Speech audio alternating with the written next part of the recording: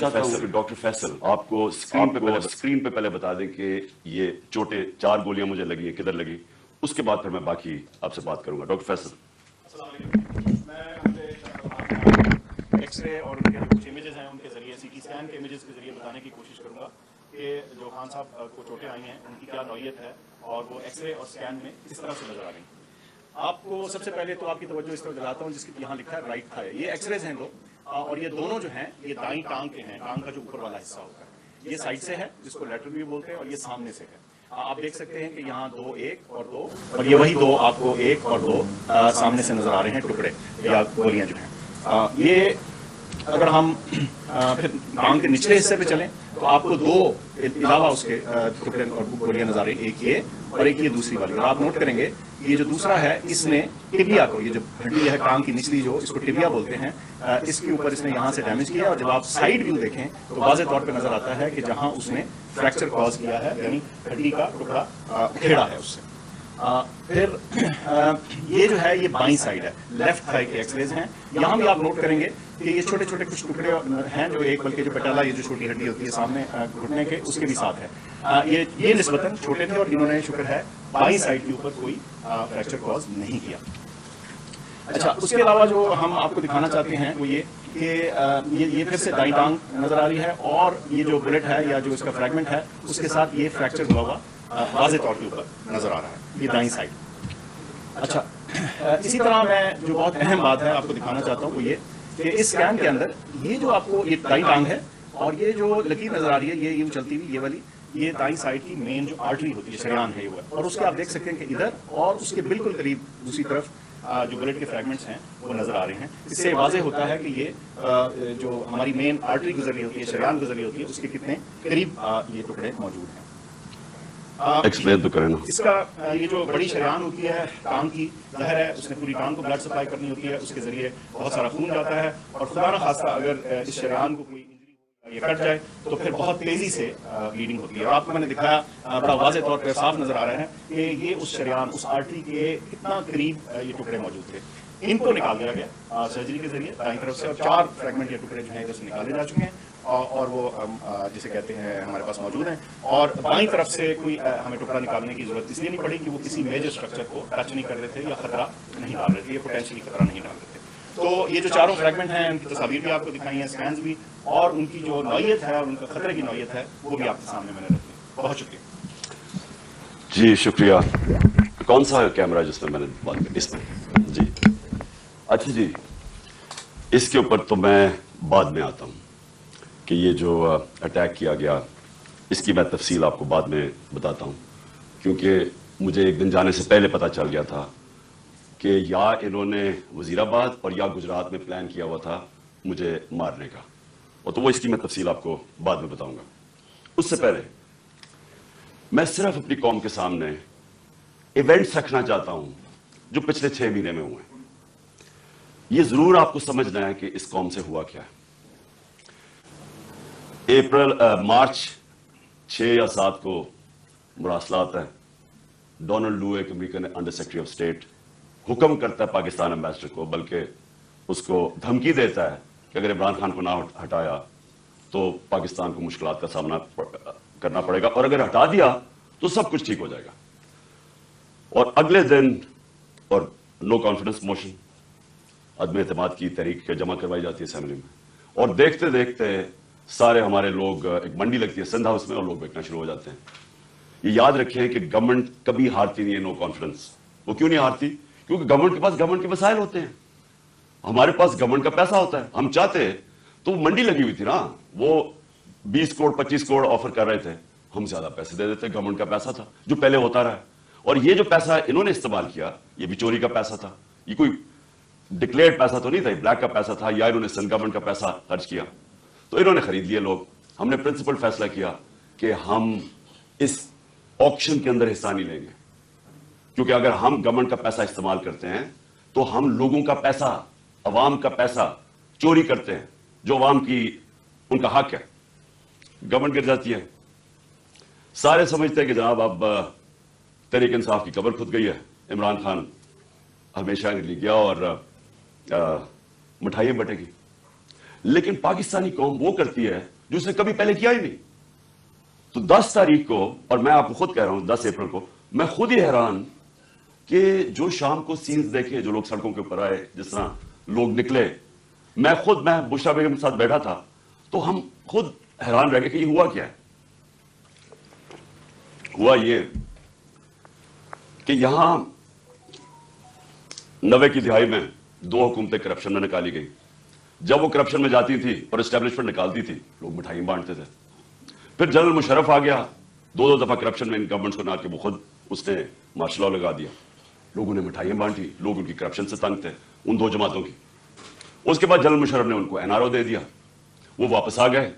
فیصلہ جنرل مشرف نے کیا NRO دینے کا, جب اس کے پاس رائٹ ہی نہیں تھا کہ عوام کا پیسہ چوری, کرپشن کا مطلب ہوتا ہے عوام کا پیسہ چوری ہونا, تو عوام کا پیسہ چوری ہوگا اور جنرل مشرف معاف کر دیتا ہے ان کو. وہ آ جاتے ہیں اور 10 سال 4 گنا پاکستان کا قرضہ بڑھتا ہے. کرپشن کیسز انہی دوروں میں ان کے بنتے ہیں. یہ جو اب NRO لے رہے ہیں 2, یہ 95% کرپشن کیسز اس 10 سال کے بنے ہوئے تھے. 4 گنا پاکستان کا قرضہ بڑھ جاتا ہے. مجھے لوگ ووٹ دیتے ہیں اس لیے کہ لوگ ان سے تنگ تھے. اور اس کے بعد وہی اسٹیبلشمنٹ فیصلہ کرتی ہے کہ اب چینج کی وقت آ گیا, اور وہ ان کو واپس لے آتی ہے, اور یہی کانسپریسی ہوتی ہے باہر, ایک بیرونی کانسپریسی اندر, اور یا فیصلہ ہو جاتا ہے. کہتے ہیں جی ہم نیوٹرل ہو گئے ہیں. نیوٹرل کا کوئی بھی مطلب لے لیں, مطلب تو یہ ہے کہ انہوں نے پتا تھا کہ سازش ہو رہی ہے, راستہ نہیں روکا, یہ آ جاتے ہیں. اب ہوتا کیا ہے, اسٹیبلشمنٹ کو اس ملک میں عادت پڑ گئی تھی کہ جدھر وہ لوگوں کو دھکیلیں گے لوگ ادھر چلے جائیں گے. جب وہ چینجز لے کے آتے ہیں مٹھائیاں بڑھتی ہیں. اسٹیبلشمنٹ کو یہ عادت تھی. ان کو ایک دھچکا پڑا کہ اس باری پاکستانی قوم نے فیصلہ کیا کہ نہیں, یہ جو 30 سال سے ملک کو چوری کر رہے ہیں ہم ان کے ساتھ نہیں جانا چاہتے, اور اس لیے وہ پبلک سڑکوں پہ آ گئی. میں نے عوام سے میں اٹھا ہوا ہوں. میں نے تو کوئی میری کسی ملٹری اسٹیبلشمنٹ کے اندر میری پارٹی تو نہیں بنی تھی, جس طرح نواز شریف بنا تھا یا جس طرح ذوالفقار علی بھٹو بنا تھا. میں تو 22 سال سٹرگل کر کے عوام سے اوپر آیا تھا, تو میں نے تو عوام میں واپس جانا تھا. اور عوام نے جس طرح میں اب کیا کہوں, میری پذیرائی کی, جس طرح انہوں نے میری حوصلہ افزائی کی, میں تو خود ہی اس پہ بھی حیران رہ گیا. گرمی کی انتہا, یعنی اس باری اپریل اور مئی دنیا میں کہتے ہیں کہ پاکستان سب سے گرم ملک تھا, اتنی گرمی تھی, اور ایک سے ایک بڑا جلسہ پبلک نے آنا شروع ہو گیا. ہم نے لانگ مارچ اناؤنس کی 25 مئی کو. جب ہم نے لانگ مارچ اناؤنس کی تو انہوں نے 3 لانگ مارچز ہمارے خلاف کی. ہم نے سمجھا کہ آئین اور قانون ہمیں اجازت دیتا ہے, ہم نے ان کو کہیں روکا نہیں تھا, ہم نے ان کو اجازت دے دی, تو یہ بھی میں آنے دیں گے. انہوں نے جو تشدد کیا, جو لوگوں کے گھروں میں 2 دن پہلے راتوں کے 3 بجے جا کے انہوں نے جس طرح کا تشدد کیا, نہ چادر نہ چار دیواری, لوگوں کو اٹھا کے لوگوں کو جیلوں میں ڈالا. کس وجہ سے؟ اس کے بعد انہوں نے جب وہ پرامن احتجاج ہوا وہاں اسلام آباد میں, ان کے اوپر شیلنگ, فیملیز نکلی ہوئی ہیں, ان کے اوپر انہوں نے شیلنگ کی.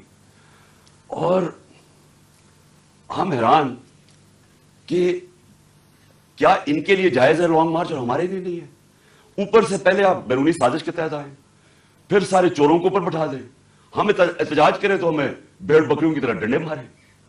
تو اس کے بعد انہوں نے سمجھا کہ پارٹی بالکل ہی ختم ہو جائے گی, ممی ڈیڈی پارٹی ہے, یہاں تو عورتیں بچے آتے ہیں, تو انہوں نے سمجھا کہ ختم ہو جائے گی.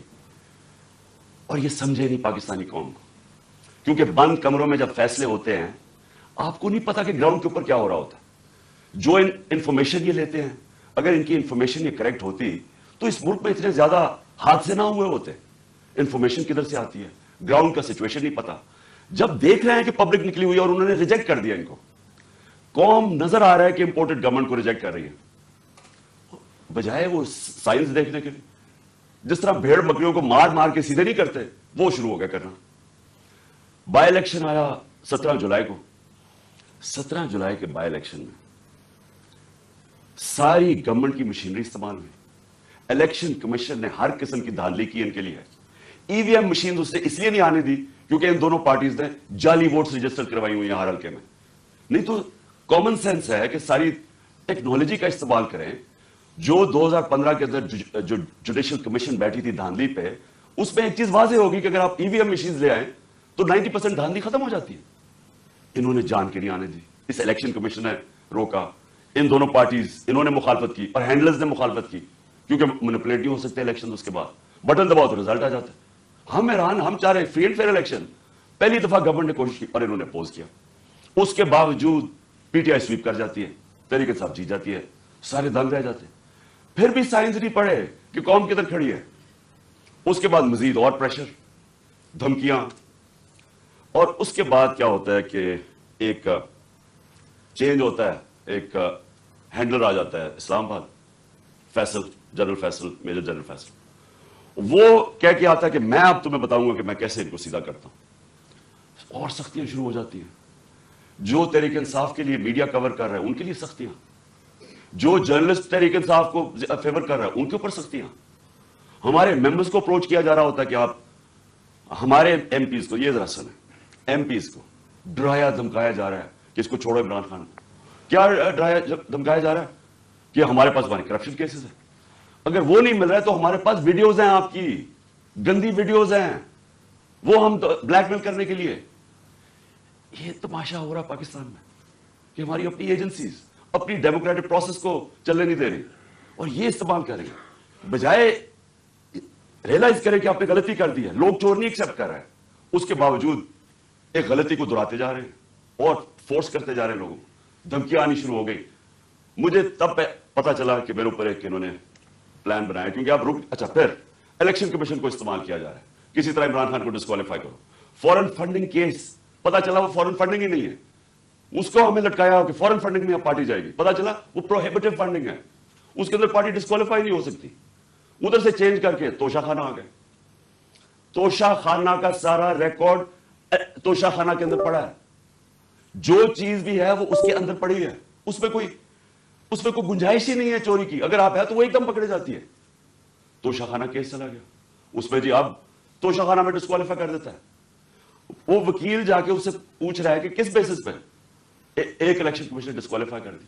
کیوں جی, وہ وہاں نواز شریف کا حکم آیا ہوا ہے کہ عمران خان ہمیں اکٹھا لیول پلینگ فیلڈ دو. وہ آدمی جو اربوں روپیہ اس ملک کا چوری کر کے باہر لے کے جاتا ہے, جو ہدایبہ پیپر ملک, یہ ہدایبہ پیپر ملک سمجھ لیں, اسحاق ڈار نے جج کے سامنے اپنی فری ول سے سٹیٹمنٹ دی ہوئی ہے, جس کو سیکشن 164 کہتے ہیں. 164 بیان جو ہے وہ جیل میں نہیں دیا جاتا, وہ آپ جج کے سامنے جا کے کنفیس کرتے ہیں کہ یہ میں نے کیا ہے. تو یہ 25 اپریل 2000 میں اسحاق ڈار وہاں بیان دیتا ہے کہ میں شریف خاندان کے لیے پیسے چوری, ان کے چوری کا پیسہ منی لانڈر کرتا ہوں انگلینڈ. وہاں قاضی فیملی کے بینامی اکاؤنٹس کھولے جاتے ہیں, شریف فیملی کا وہاں سے, اور پھر ریمیٹنسز دکھا کے پاکستان آتا ہے اور شریف فیملی کے اندر چلا ہے. یعنی سیدھی سیدھی چوری. ہدایبہ پیپر ملک میں NRO مل جاتا ہے, ڈسپائٹ کہ وہ اسحاق ڈار کہہ رہا ہے کہ میں کنفیس کر رہا ہے کہ میں منی لانڈر ہوں شریف خاندان کا, اور ان کو بتا رہا ہے کہ کرپٹ ہے. NRO مل جاتا ہے. وہ نواز شریف جو پھر ایونس فیلڈ اپارٹمنٹ اس کی پینما پیپرز کے اندر پکڑی جاتی ہے, تسلیم کر دیتا ہے ہماری.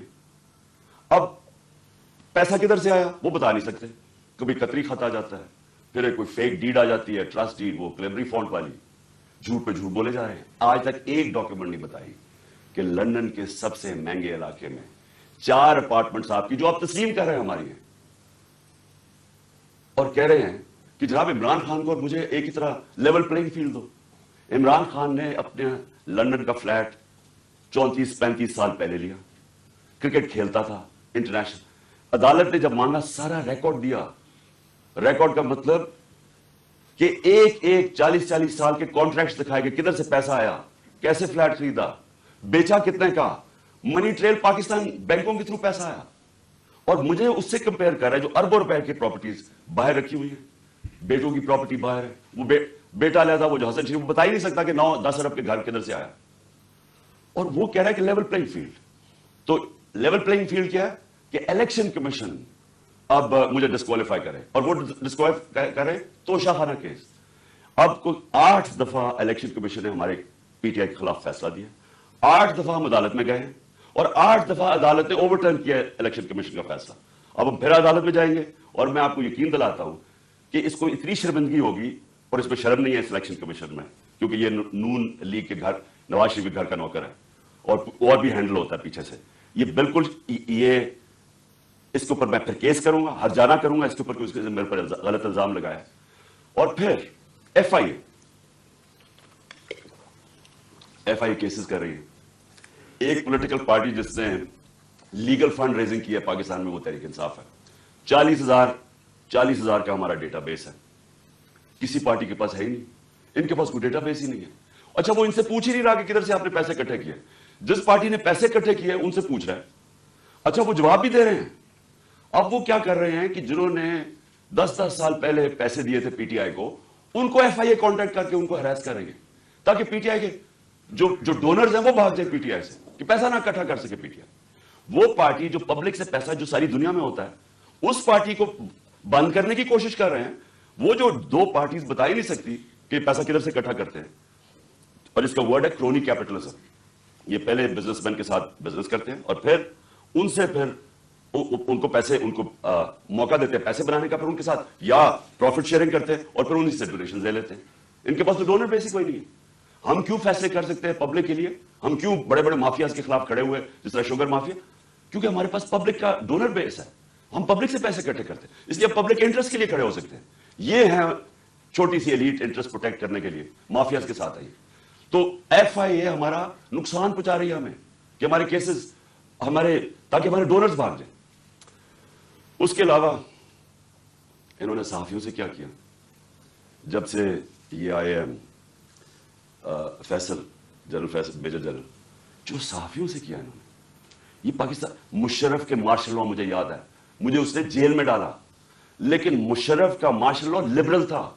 اس کے مقابلے میں جو آج کل ہو رہا ہے, جو صحافیوں سے ہو رہا ہے, جو عمران ریاض اس کو پکڑ کے جیل میں, پھر ریاض امیر اس کو مار پٹوائی, ذلیل کروایا, سمیع ابراہیم سینئر ریسپیکٹڈ لوگ, اس کو غلام حسین چودھری تقریباً 80 سال کا, اس کو پکڑ کے جیل میں ڈال دیا.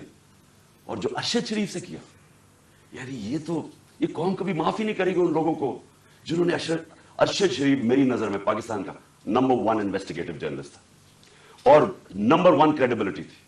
سب کو پتا تھا کہ یہ بکتا نہیں ہے, سب کو پتا تھا اس کا خوف کسی سے نہیں. اس سے جو کیا ہے, ملک سے باہر بھاگ, مجھے پتا ہے اس کے پیچھے کون پڑا ہوا تھا. ارشد شریف کے گھر والوں کو پتا ہے کہ کون پڑا ہوا تھا اس کے پیچھے, صحافیوں کو پتا ہے کہ کون اس کے پیچھے پڑا ہوا تھا, کہ کیوں اس کو ملک چھوڑ کے جانا پڑا, اور پھر کیوں وہ دبئی سے آگے جانا پڑا اس کو. سب کو پتا ہے کہ کون پیچھے پڑا ہوا تھا اس کے.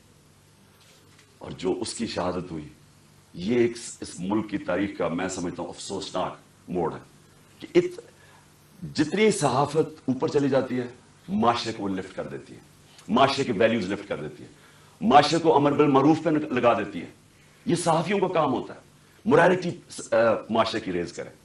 اور جدھر کون آج کل فیورٹس بنے ہوئے ہیں, لفافے, جو زمین بیچنے والے صحافی, جنہیں کریڈیبلٹی کوئی نہیں ہے. آپ صرف یہ دیکھ لیں کہ کن لوگوں کی آج ویورشپ اوپر ہے اور کن کی نیچے ہے, آپ کو پتا چل جائے گا عوام کدھر کھڑی. عوام بیوقوف نہیں ہے. یہ جو عوام آپ کو بار بار میسیجز بتا رہی ہے کہ وہ ایک ابراہیم لنکن کی سیئنگ ہے کہ you can't fool all the people all the time. تھوڑا وقت سب کو پاگل بنا سکتے ہیں, سارا وقت کبھی کوئی انسان نہیں, معاشرہ پاگل نہیں بن سکتا. تو لوگوں کو پتہ ہے کیا ہو رہا ہے اور لوگ بتا رہے ہیں. پھر الیکشن ہوا, بائی الیکشن ہوا ہمارا, 9 سیٹوں پہ میں کھڑا ہوا صرف ایک پوائنٹ بتانے کے لیے کہ عوام کدھر کھڑی. 9 سیٹوں میں سے 8 جیتا. یہ ورلڈ ریکارڈ ہے, دنیا میں کبھی ایک پارلیمنٹیرین 12 سیٹیں نہیں ایک اسمبلی میں جیتا.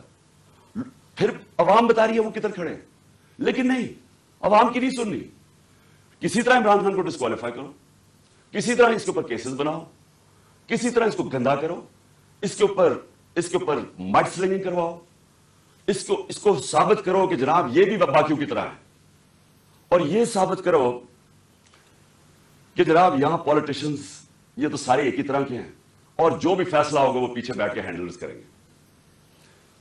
لیکن جب انہوں نے دیکھا جلسے ریکارڈ, میں پتہ نہیں 60-70 کتنے جلسے کر بیٹھا ہوں, میں نے کبھی پاکستانی قوم کو ایسے نہیں نکلتے دیکھا. الیکشن رزلٹس آپ کے سامنے, انہوں نے فیصلہ کیا, اور فیصلہ پہلے کیا مجھے مروانے کا. 4 لوگوں نے بند کمرے میں فیصلہ کیا مجھے مروانے کا. میں ٹی وی پہ جا کے لوگوں کو بتایا کہ انہوں نے فیصلہ کیا.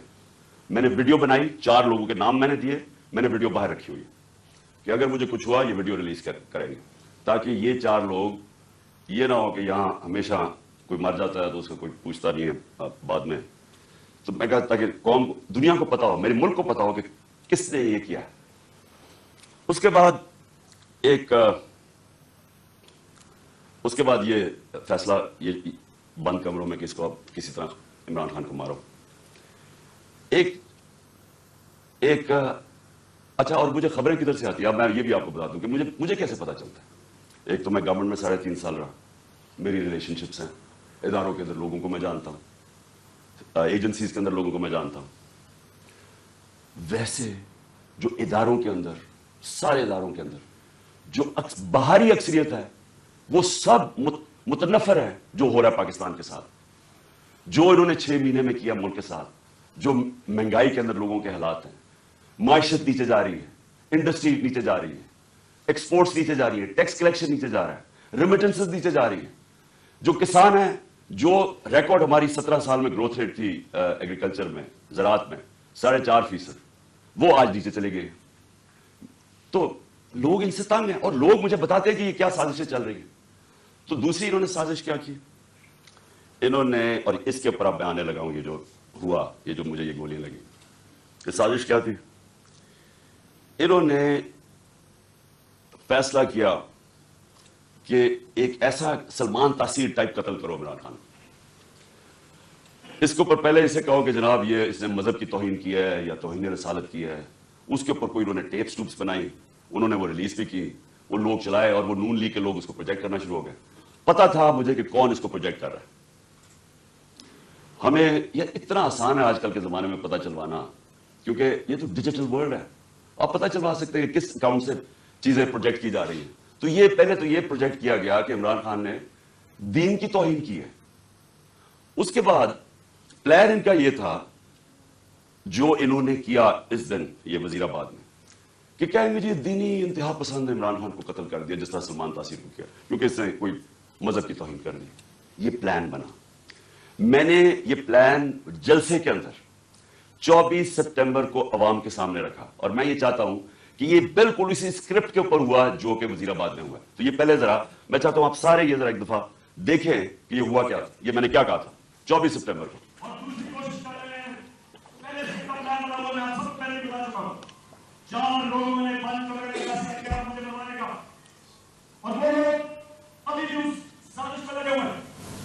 انہوں نے دونوں مریم کو جھوٹ بولنے کی پیش دونوں کے پاس ہے. ان کو جاوید الدین کو انہوں نے ان سے پریس کانفرنس کروائی, اور پریس کانفرنس کروائی ایسی کہ عمران خان خدا را خاصہ اس نے مدد کی توہین کی ہے. اور پھر ان کی کوشش ہے کہ اس کی وجہ سے اگر کوئی بھی میرے اوپر واردات ہو تو کہیں گے کہ مذہبی جھوٹی نے کر دیا, کہیں گے کہ کوئی دین ہم سکتے ہیں صبح یہ کرنا ہے. لیکن میں آج سب کو کہہ رہا ہوں, سارے پاکستان میں پھر رہا ہوں, مجھے اپنی جان سے زیادہ مجھے پاکستان کی آزادی کی فکر ہے.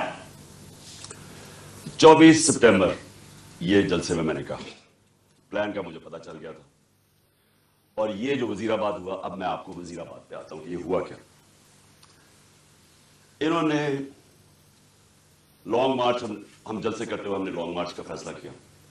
لانگ مارچ سے ڈر گئے, پبلک انہوں نے دیکھ لی تھی کہ ہمارے ساتھ ہیں, اور انہیں پتا تھا کہ میں نے اب جو غلطیاں کی تھی پچھلی باری, اور مجھے پتا چل گیا تھا ان کا پلان ہے, میں نے اب ایک اور پلان بنایا ہوا تھا.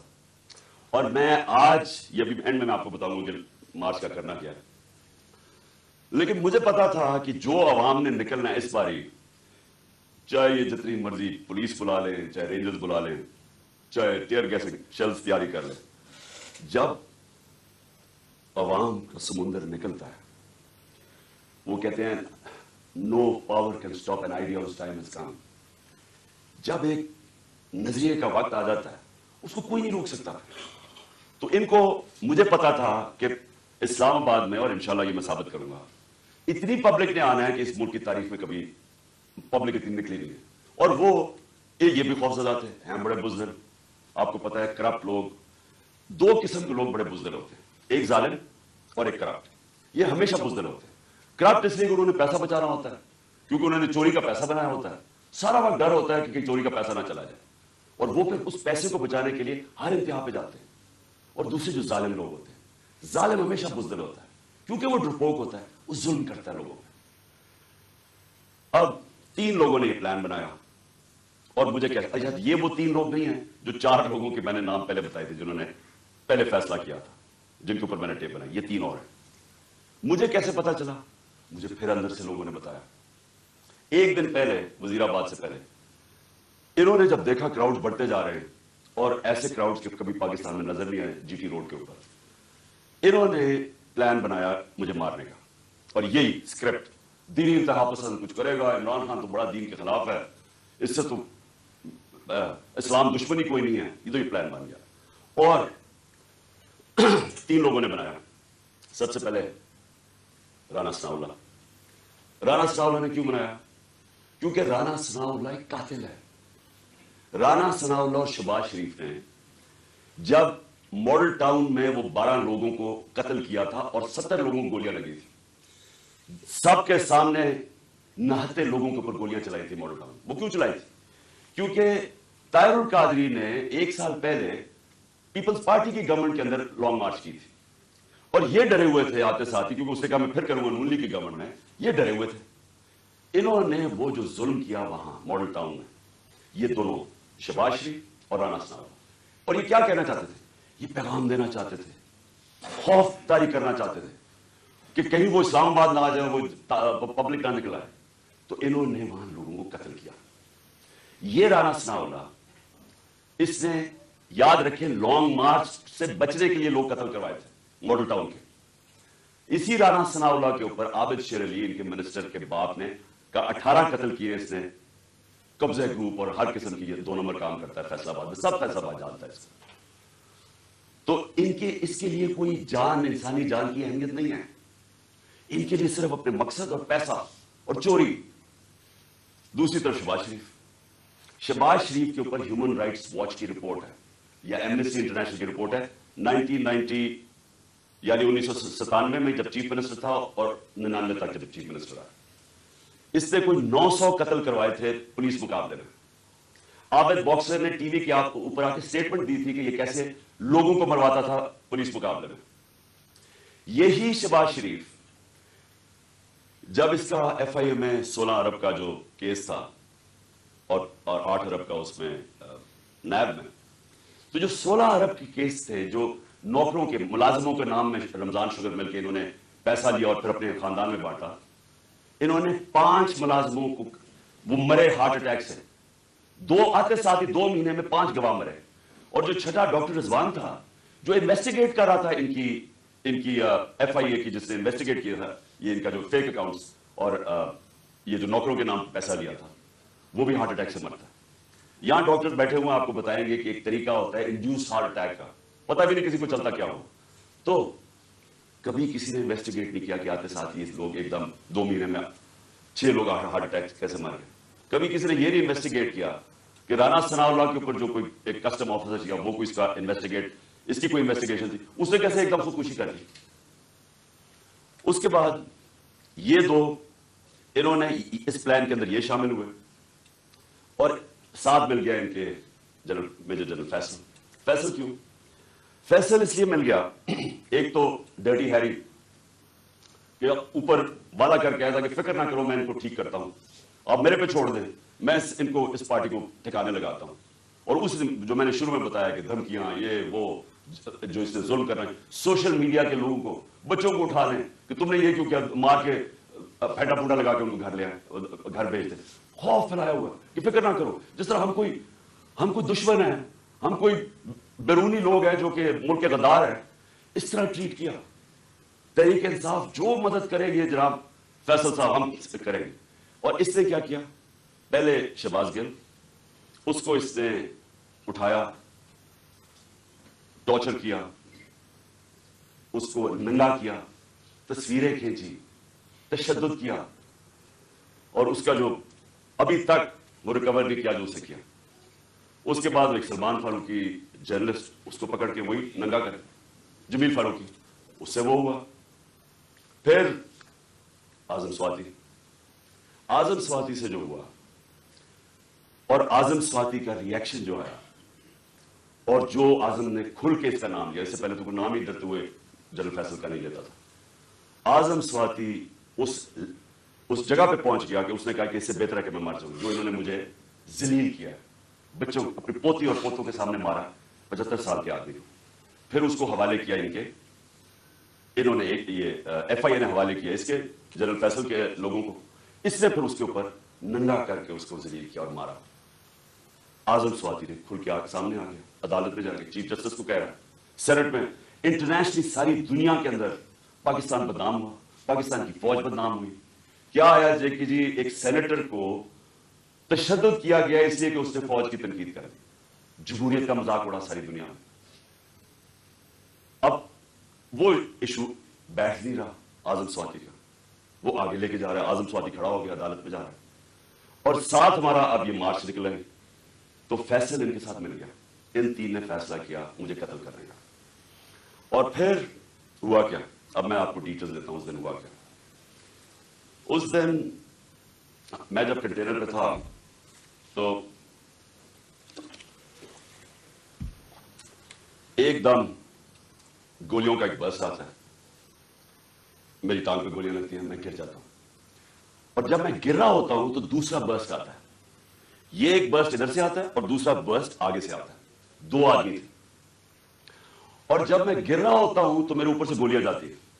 یعنی کہ اگر یہ سنکرونائز کر دیتے, میرے خیال میں ان کا اس میں نے بچنا ہی نہیں تھا. اگر یہ دونوں جو میرے انہوں نے اکٹھے اگر مارنا تھا تو اس نے ادھر سے مارنا تھا, تو یہ تو جدھر سے اس نے مارنا تھا, اس نے بچنا ہی نہیں تھا, کیونکہ سامنے سے مارنا تھا, وہ سائڈ سے مارا تھا.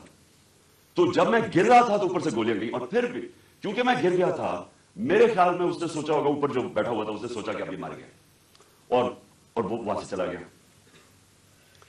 اب جو چیز سمجھنے کی ہے وہ یہ کہ ایک تو پکڑا گیا جنونی, اس کو کہا جی یہ تو بڑا کوئی دینی جنونی, کوئی انتہا پسند ہے. یہ انتہا پسند نہیں ہے, اس کے پیچھے پورا پلان تھا.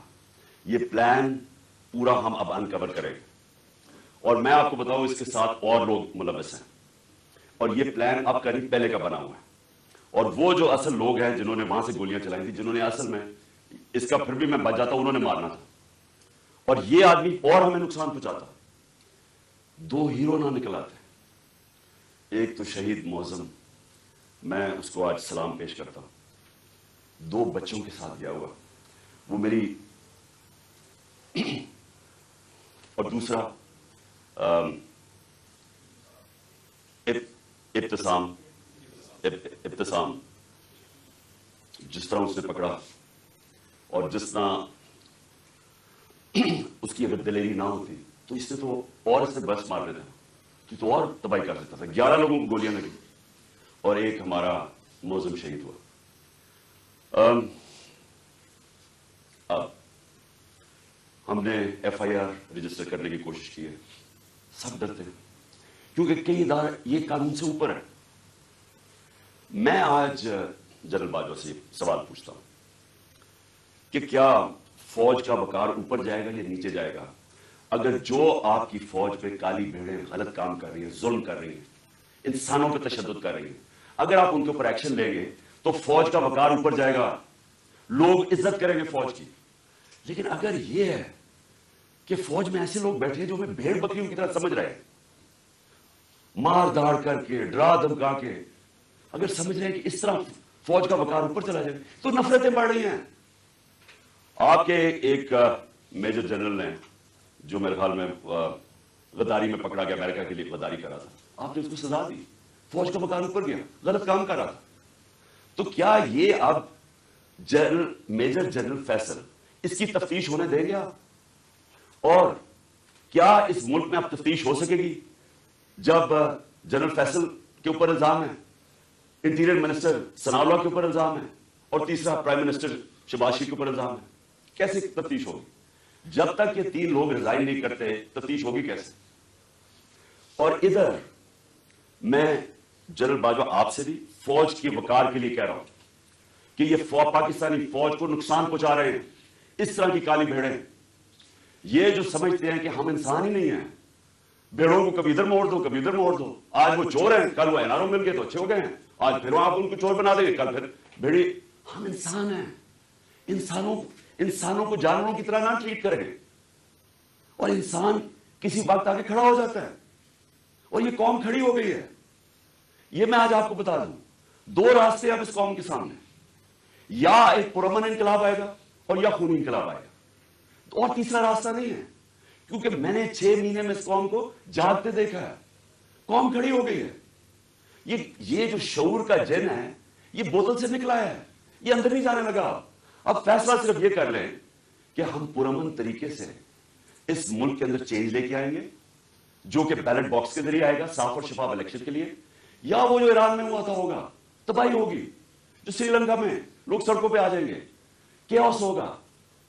ये जमात जिसको इन 3 लोगों ने मुझे कत्ल करने की कोशिश की, और अल्लाह ने बचाया। जिस तरह अभी डॉक्टर फैसल ने कहा कि ये जो गोली मेरी ये इधर ऊपर की टांग पे लगी, वो एक गोली मेरी जो वो असल आर्टरी है उसके नीचे से निकल गई और एक उसके पास आके रुक गई। अगर वो रप्चर हो जाती तो 20 मिनट में इंसान मरता है, 20 मिनट में सारा खून निकल जाता है। अगर तो सीधा हॉस्पिटल ना हो, 20 मिनट में मर गया आदमी। तो अल्लाह ने अगर मुझे ये बचाया है, जो मुझे आज जिंदा रखा है, ये सिर्फ अल्लाह का करम है। इन्होंने तो पूरी कोशिश, कोई कसर नहीं छोड़ी थी। इन्होंने तो एक इधर से और उधर से सामने वाले ने मारना था। और फिर सवाल मैं पूछता हूं, सबसे बड़ी पाकिस्तान की पॉलिटिकल पार्टी, उसके सरबराह, जो वाहिद फेडरल पार्टी रह गई है पाकिस्तान में, ये 2 फैमिली पार्टी सुकड़ के छोटी छोटी पार्टीज रह गई हैं। मैं चैलेंज करके जाऊंगा सिंध में, और इंशाल्लाह ये जरदारी माफिया को सिंध में हरा के दिखाऊंगा आपको। सिंध के लोग इससे तंग हैं, उनको सबसे ज्यादा गुलाम उधर बनाया हुआ, उनको वो सबसे ज्यादा आजादी तलब कर रहे हैं। और ये शरीफ खान था, मैं चैलेंज करता हूं, ये किधर किसी सीट पर मेरे से मुकाबला करें। नवाज शरीफ आए, कहते हैं ना उसे आए, इतनी कोशिशें कर रही हैं, एनआरओ सबको दे दिया है, सारे चोरों को, मनी लॉन्ड्रर सारों की ईद हो गई है। किसी, वो कहती है Maryam, level playing field, challenge करता हूं किसी सीट पर पंजाब में मेरे से मुकाबला कर लें, क्योंकि पब्लिक चेंज हो गई है। यहां एक जागी हुई कौम है, इनको बेड़ों की तरह ना ट्रीट करें। और चीफ जस्टिस साहब, मैं आपसे मुखातिब हूं, देखें, ये मुल्क तरक्की नहीं कर सकता जब तक रूल ऑफ लॉ नहीं होगा। मैं सारी दुनिया फिरा हूं, 70 साल मेरी उम्र है, मैंने मगरबी दुनिया अंदर से देखी हुई है। मैं जब 18 साल का इंग्लैंड गया तो मैंने पहली दफा रूल ऑफ लॉ देखा। मुझे तो पता ही नहीं था, क्योंकि हम तो मिलिट्री डिक्टेटरशिप में बड़े हुए थे यहाँ 60s में। तो पहली दफा मैंने एक फ्लाई रियासत देखी, वो क्या होती है, और रूल ऑफ लॉ देखा कि कानून सबके लिए एक बराबर, कोई ताकतवर वहां कानून के ऊपर नहीं था, कोई वहां कब्जा ग्रुप नहीं थे, उनकी अदालतें उनको उन कमजोर की हिफाजत करती है। वहां अगर आपके पास पैसे नहीं, लीगल एड देती हैं कि एक आम आदमी जाके अदालत में केस लड़ सके। वहां किसी की जरूरत नहीं है, किसी ताकतवर की जरूरत नहीं है किसी पे जुल्म करे, इसलिए वो कामयाब माशरे हैं, इसलिए वहां खुशहाली है। मेरे सामने मेरी जिंदगी में देखते देखते सिंगापुर, जो एक पाकिस्तान का मुकाबला ही नहीं कोई कर सकता था, पाकिस्तान सबसे तेजी से तरक्की कर रहा था 60s में, हम तो मिसाल थे दुनिया की। और कहां सिंगापुर हमारे साथ, हमारे से नीचे शुरू हुआ। आज हमारा जो पर कैपिटा इनकम है वो पता नहीं $2000 होगा, सिंगापुर का $60,000 है, क्योंकि उनके स्टेट्समैन ली कुआन यू ने सबसे पहले जोर लगाया कानून की बालादस्ती कायम करने के लिए। और उसने, जब कानून की बालादस्ती होती है तो करप्शन खत्म होती है। करप्शन तब होती है जिस मुल्क के अंदर कानून की हुक्मरानी नहीं होती, जब कोई कानून से ऊपर नहीं होता, जब किसी को एनआरओ नहीं मिलता, जब लोगों को पता होता है कि आप जुर्म करेंगे, आप जितने भी ताकतवर आपको सजा मिलेगी। सिर्फ तब एक माशरे के अंदर इंसाफ होता है और वो माशरे में फिर खुशहाली आती है। हमारे नबी सल्लल्लाहु अलैहि वसल्लम ने मदीना के अंदर गुर्बत थी, लेकिन उन्होंने पहले इंसाफ कायम किया, अदल और इंसाफ। फलाई रियासत बनाई और अदल इंसाफ कायम किया, रहम दिल रियासत बनाई और अदल इंसाफ कायम किया। उसके बाद खुशहाली आई, पहले खुशहाली नहीं आई। हम क्यों नहीं आगे बढ़ रहे? मैं अभी आपके सामने मिसाल दे रहा हूं कि मुल्क की सबसे बड़ी पार्टी का जो सरबराह है उसको इंसाफ नहीं मिल रहा। उसको ऐसे जो मेरे से चीफ जस्टिस साहब, जो 6 महीने में मेरे से किया गया है, मैं आपको यकीन दिलाता हूं कि कोई मुल्क अपने दुश्मन से ना करे। मैं वो पाकिस्तानी हूं, इस मुल्क के सारे हाईएस्ट सिविल अवार्ड जीते मैंने। सब जानते हैं क्रिकेट की दुनिया में मैंने पाकिस्तान की इज्जत बढ़ाई, कम नहीं की। ये शौकतखाना में मैं बैठा हूं, ये इंटरनेशनल रेनाउंड हॉस्पिटल है, 75% कैंसर के मरीजों का मुफ्त इलाज करता है, सबसे बड़ा खैराती इदारा है। दूसरा पेशावर में खुला है, तीसरा कराची में खोल रहे हैं जो इससे भी बड़ा होगा।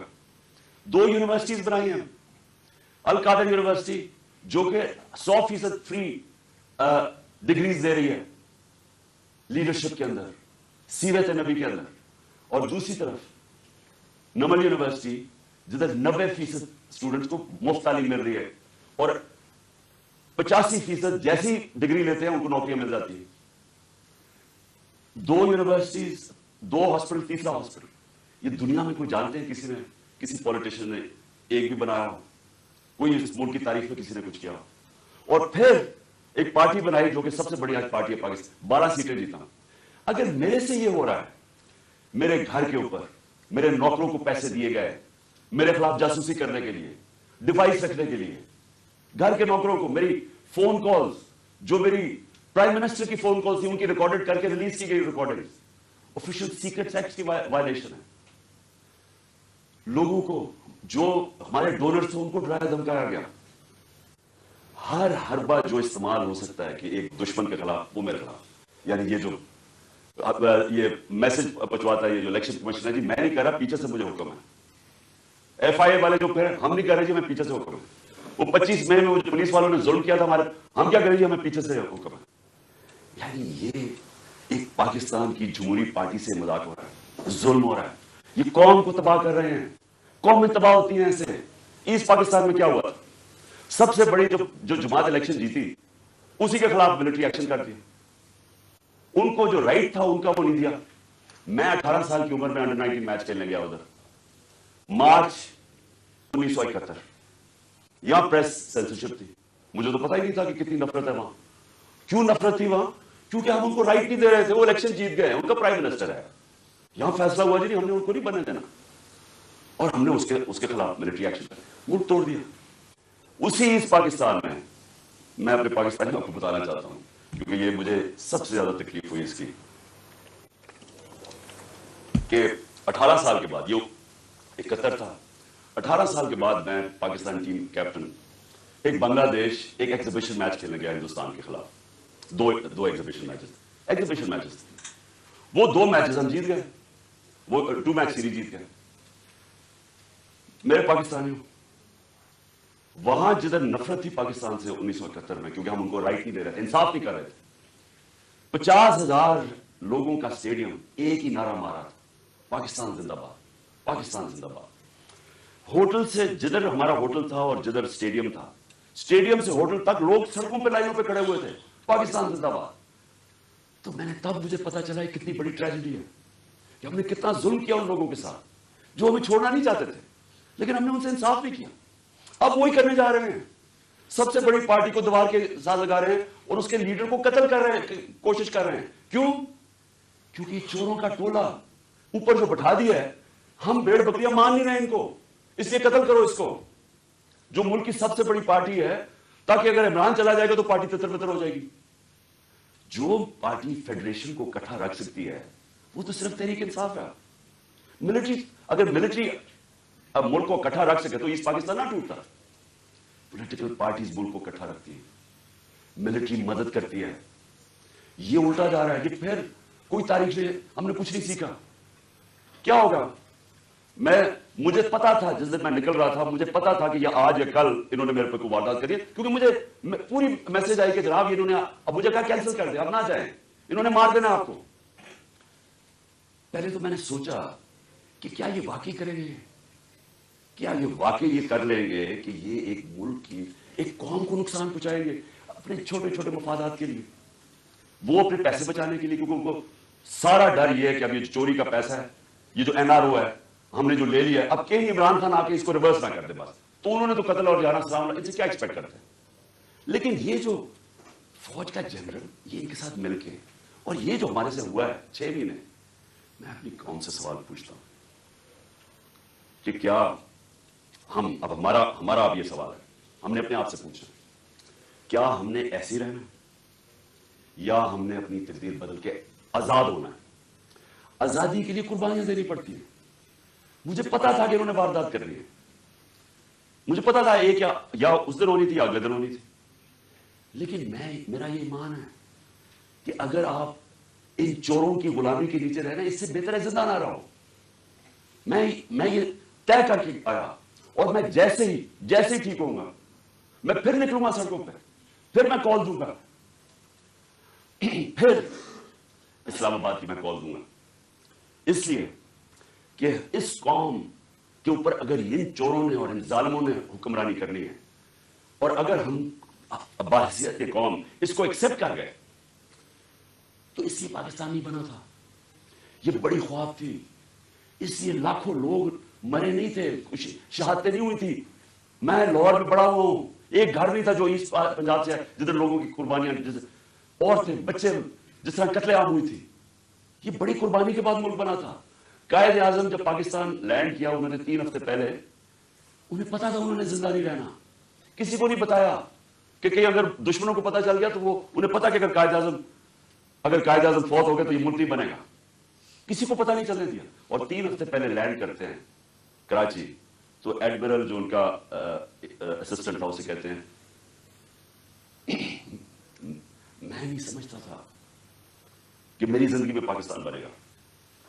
اس لیے کہ بنا پاکستان یہ چوروں کی ہم غلامی کریں، یہ ظالموں کی جو لوگوں پہ تشدد کرتے ہیں. آپ کو پتا ہے اعظم سواتی کو جب اس کے اوپر تشدد کر رہے تھے، اسے کیا کہہ رہے تھے کہ یہ عمران خان کو بتاؤ کہ اس کو ہم اس طرح ننگا کر کے ماریں گے. یہ ہمارے لوگ ہیں، یہ اس ملک کی سیکیورٹی کے لیے ہیں، اور یہ اس کو کہہ رہے ہیں اس کو کہ عمران خان کو پیغام دو کہ اس کو اس طرح ہم ننگا کر کے ماریں گے. پنڈی کا وہ مسٹر وائی جو ملتان کا ہے، مسٹر وائی بیٹھا ہوا، وہ ہمارے ایم پیز کو بلا کے کہہ رہا ہے کہ دیکھو یہ پی ٹی آئی کی کوئی فیوچر نہیں ہے، اور عمران خان کو تو ہم نے وہ کرنا ہے جو اعظم سواتی سے کیا. یعنی یہ ہمارے لوگ ہیں. جنرل باجوہ جاگیں، یہ ملک تباہی کی طرف جا رہا ہے. یہ اگر آپ نے ان کے اوپر کالی بھیڑوں پہ ایکشن نہ لیا، یہ نفرتیں بڑھتی جائیں گی، یہ قوم ٹوٹنے کی طرف جائے گی. عمران خان کو جب اللہ نے لے کے جانا، میں تو تیار ہوں اس کے لیے. ملک کا سوچیں، اپنی ذات سے نکل جائیں باہر کہ جی چھوٹے چھوٹے مفادات کے لیے، اپنی ذات کے لیے، یہ چوروں نے تو اپنے پیسے کے لیے، ہم اپنے ملک کو قربان کر رہے ہیں.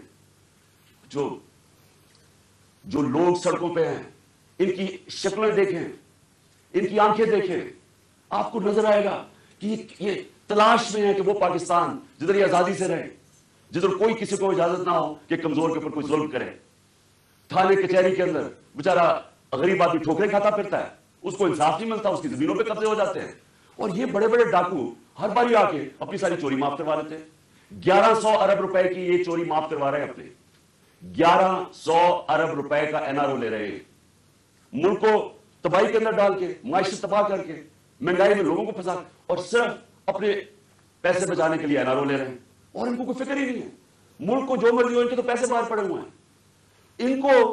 ان کے لیے ہمارے اوپر تشدد کیا جا رہا ہے. جس کا جینا مرنا پاکستان میں، جن کے پیسے ہی باہر پڑے ہوئے ہیں، جو عیدیں باہر ہیں، جن کی شاپنگ باہر ہے، بچے باہر ہیں، جنہوں نے جائیدادیں باہر بنائی ہوئی ہیں، بلینز آف ڈالر کی پراپرٹی ہے، ان کے لیے ہمیں قربان کر رہے ہیں. اور غدار پھر کون رہا؟ کون ہے پاکستان میں غدار؟ میرے اوپر غداری کا پرچہ کر دیا. شہباز گل کے اوپر کسٹوڈیل ٹارچر ہوئی، یہ دنیا میں بینڈ ہے. اس کے اوپر میں نے آواز اٹھائی، اور میں نے کہا کہ جس نے ریمانڈ میں بھیجا اس آدمی کو جس کے اوپر کسٹوڈیل ٹارچر ہو، اس کے اوپر قانونی کارروائی کریں گے. میرے پہ دہشت گردی کا پرچہ لگا دیا. تو یہ پاکستان کدھر جا رہا ہے؟ ہم وہ خود بھولے نا، جو قوم اپنے نظریے سے ہٹتی ہے وہ مر جاتی ہے. ہمارا تو نظریہ تھا، ہمارا نظریہ ہے اسلامی فلاحی ریاست جو مدینہ کی ریاست کے اوپر بیس کرنی تھی. علامہ اقبال کی شاعری تو پڑھنے ساری، وہ سارا وقت جگاتا رہا علامہ اقبال، غلام مسلمانوں کو جگانے کی کوشش کر رہا تھا کہ غلاموں کی کوئی زندگی نہیں ہے، پرواز صرف شاہین آزاد کی ہے. اور آزادی تب آتی ہے جب انصاف ملتا ہے. انصاف جب تک نہیں ملتا وہ قوم آزاد نہیں ہوتی. یا انصاف ہی نہیں ہے چیف جسٹس صاحب. یا میں آپ کو گارنٹی کرتا ہوں کہ جب تک یہ ریزائن نہیں ہوں گے تفتیش ہی نہیں ہو سکتی. تینوں تو وہ ملوث ہیں جن کے نیچے تفتیش ہے. تو چیف جسٹس صاحب اس ملک کو بچائے. آپ کی بڑی ذمہ داری ہے. اللہ جتنا بڑا ہمیں مقام دیتا ہے اتنی بڑی ہمیں ذمہ داری ڈالتا ہے. آخرت میں ہماری ججمنٹ ہوگی کہ ہم جو اللہ نے ہمیں نعمتیں بخشی ہیں ان کو ہم نے کیسے استعمال کیا ہے, اپنی ذمہ داری انسانیت کے لیے پوری کی یا نہیں کی. اللہ آپ سے پوچھے گا کہ یہ جو اعظم سواتی جو اسے ہوا ہے کہ کوئی سو موٹو ایکشن نہیں لینا تھا, کیا یہ جو شہباز گل سے ہوا ہے کوئی آپ کی ذمہ داری نہیں ہے, کوئی رول آف لا نہیں ہے اس ملک میں, وہ تو آپ نے امپلیمنٹ کرنا ہے. اگر طاقتور کے لیے ایک قانون ہے, کمزور کے لیے دوسرا ہے, ملک کی تو فیوچر ہی کوئی نہیں ہے. کیونکہ میرے نبی صلی اللہ علیہ وسلم نے 1500 سال پہلے تقریباً انہوں نے کہہ دیا تھا کہ وہ قومیں جو کمزوروں کو, چوروں کو جیلوں میں ڈالتی ہیں اور طاقتور ڈاکوؤں کو پکڑتی نہیں ہیں, وہ تباہ ہو جاتی ہے. آج ساری جو ڈیولپنگ ورلڈ ہے وہ کیوں غریب ہے؟ کیونکہ وہاں طاقتور قانون کے اوپر ہے. اور اگر سنگاپور اوپر گیا تھا تو ان کے اسٹیٹسمین نے طاقتور کو قانون کے نیچے لے, اس کی سٹوری پڑھ لیں کہ کیسے اس نے سنگاپور کو اٹھایا. پہلے انصاف لے کے آیا, انصاف سے کرپشن ختم ہوئی اور اس کے بعد خوشحالی آ گئی. شیر شاہ سوری سب سے بڑا مانا جاتا ہے کہ یہ جو بادشاہ تھے ہندوستان کے سب سے بڑا. کیا کیا شیر شاہ سوری, کدھر سے شروع ہوا؟ جو اس کو جاگیر ملی بہار میں, اس نے کیا کیا؟ اس نے رول آف لا قائم کر دیا, اس نے سارے بڑے بڑے ڈاکوؤں کو ختم کر دیا, اس نے وہاں انصاف کر دیا. سارے تاجر ارد گرد کی جاگیروں سے چھوڑ کے تو شیر شاہ سوری کی جاگیر میں آ گئے, وہاں خوشحالی آ گئی کیونکہ وہاں انصاف تھا. ادھر سے وہ کھڑا ہوا اور ادھر سے اس نے جب ہندوستان کی سنبھالی جب حکومت, تو ادھر اس نے انصاف قائم کیا. اس لیے آج اس نے لوگوں کے جب انصاف آیا خوشحالی آ گئی. یہاں ہم رینگتے رہیں گے امریکنوں کے, کبھی ادھر ہاتھ جوڑ رہے ہیں کہ جی ہمیں ادھر سے پیسہ مل جائے, کبھی وہ چینیوں کے پاس جا رہے ہیں پیسہ مل جائے, اور ہاں کبھی ہم جی ہم ماننا تو نہیں چاہتے لیکن ہم مجبور ہیں, ہم بڑے مجبور ہیں. تو 30 سال تو آپ دونوں فیملی حکومت کرتی رہی ہے, تو کس نے مجبور کیا اتنا؟ کون اس ملک کو گیا؟ جب سے یہ دو خاندان آئے ہیں ہندوستان بھی آگے نکل گیا, بنگلہ دیش ہمارے سے آگے نکل گیا. جب بنگلہ دیش بنا تھا تو لوگوں نے یہاں کہا جی بوجھ ہے ہمارے اوپر بنگلہ دیش میں, غربت بہت زیادہ ہے, وہ آگے نکل گیا ہمارے سے. جب سے یہ دو خاندان آئے ہیں تو کہتا جی ہم مجبور ہیں, ہم تو ماننے نہیں آئے لیکن ہم مجبور ہیں. آخر میں اپنے سارے پاکستانیوں کو جو پیغام دینا وہ یہ ہے کہ دیکھیں, آپ نے سب نے, میں نے فیصلہ کیا پھر سے کہ جیسے ہی میں یہاں سے ٹھیک ہوں گا میں سیدھا سڑک پہ, اور میں نے اسلام آباد کی کال دے دی. آپ سب سے میں صرف یہ کہتا ہوں کہ اپنے بچوں, اپنے مستقبل کے لیے آپ نے کبھی کمپرومائز نہیں کرنا اپنی آزادی کے لیے. غلام قوم دنیا میں اس کی عزت نہیں ہوتی. ہر پاس کو پوچھے ہمارے پاکستانی سے کیا ہوتا ہے, دنیا عزت نہیں کرتی اور وہ قوم اوپر ہی نہیں جا سکتی. اگر ہم نے یہ غلامی کر کے اوپر جانا تھا تو ہم کب 40 سال سے تو میں جانتا ہوں غلامی کر رہے ہیں. وہ کوئی امریکن آتا ہے اس کے پیر میں گر جاتے ہیں, کوئی گورا رنگ دیکھتے ہیں اس کی جوتے پالش کرنے شروع کر دیں. وہ جب سازش ہو رہی تھی تو مجھے یاد ہے کہ امریکن وہ عورت کوئی امریکن ایمبسی سے مریم نواز کو ملنے گئی, وہ گھر سے باہر گئی اس کو ریسیو کرنے, اسے ایسے ملے جیسے کوئی برطانیہ کی پتہ نہیں کوئی ملکہ آ گئی. اس کے سامنے صرف لیٹ ہی نہیں گئی کہ میرے اوپر سے چل کے جا کے اس کے جوتے نہ گندے ہو جائیں. یہ اپنے آپ کو ہم ذلیل کرتے ہیں ساری جگہ دنیا کے اندر, کیونکہ ہم بیکاریوں کی طرح کرتے ہیں, قومی غیرت کھو بیٹھے. اور کیوں نہیں ہم آگے بڑھ سکتے؟ کیونکہ انصاف نہیں ہے, انصاف نہیں ہے, خوشحالی نہیں ہے, انصاف نہیں ہے, آزادی نہیں ہے. تو میرے پاکستانیوں, آپ نے سب نے جب تک یہ 3 لوگ ریزائن نہیں کرتے آپ نے پروٹیسٹ کرنا ہے. آپ نے سڑکوں پر پروٹیسٹ کرنا, آپ کو آپ کا آئین رائٹ دیتا ہے. ظلم اور ناانصافی کے خلاف کھڑا ہونا آپ کا دین آپ کو حکم کرتا ہے. جہاد کرنا ہے. جہاد کیا ہے؟ ظلم کے سامنے کھڑے ہونا, ناانصافی کا مقابلہ کرنا, اپنی آزادی کے لیے کھڑے ہونا.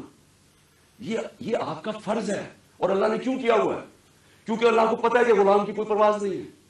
تو انصاف آپ کو آزاد کرتا ہے, اور آزاد کی پرواز ہے. تو اس لیے آپ نے سب نے نکلنا ہے, آپ نے پوری طرح اس پروٹیسٹ کے اندر حصہ لینا ہے, اور ان تینوں کی ریزیگنیشن مانگنی ہے.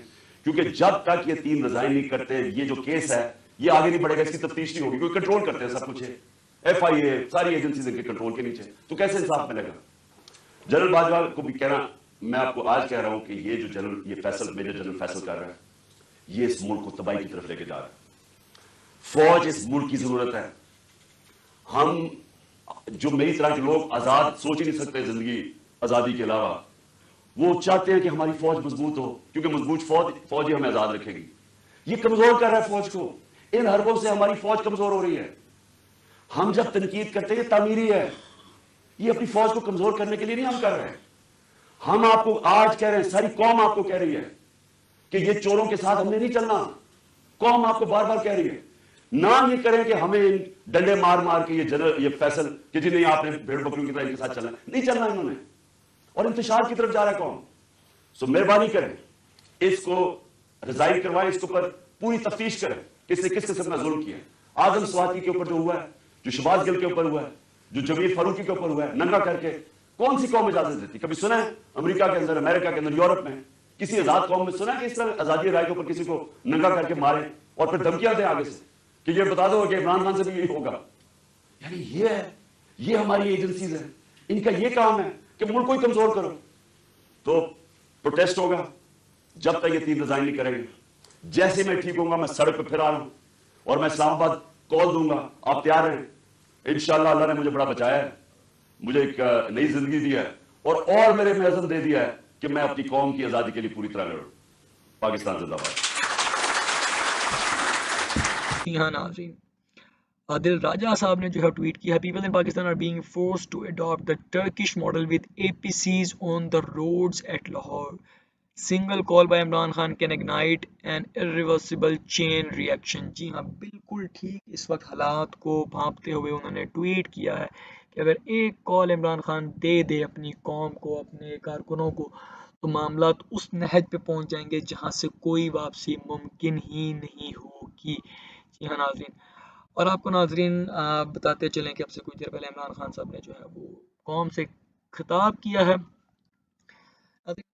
ये आपने जो है आज की मुख्तलिफ जो है वो ख़बरें हमने आपके साथ शेयर की। उम्मीद करते हैं आपको पसंद आई होंगी, ये वीडियो अच्छी लगी होगी, इसको शेयर कीजिएगा, कमेंट सेक्शन के अंदर जो है वो अपनी राय का इजहार कीजिएगा, चैनल को सब्सक्राइब करना मत भूलिएगा और नाज़रीन बेल आइकॉन के ऊपर भी क्लिक कर दें ताकि अगली भी आने वाली हर वीडियो का आपको वक्त पर पता चलता रहे।